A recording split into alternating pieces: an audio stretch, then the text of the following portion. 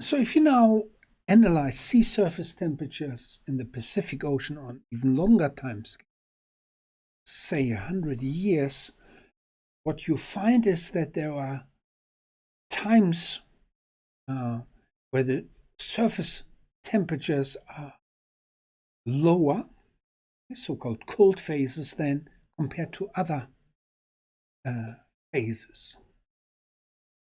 And this feature is called the Pacific Cadal Oscillation. Here's a reconstructed time series, okay, in terms of sea surface temperature anomalies, and you have warm phases and cold phases and warm phases, and you can also create maps of these phases, and these are closely affiliated with El Nino events.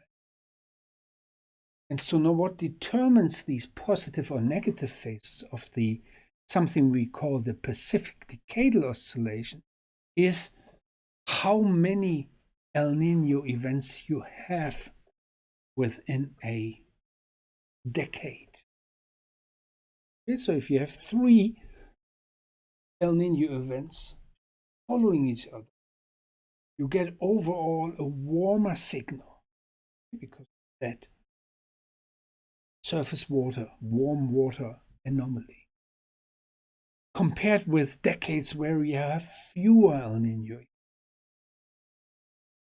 Okay, so this is what we call the Pacific Cadal Oscillation, and it plays a big role in interaction with the atmosphere in terms of variations of the global warming signal that we observe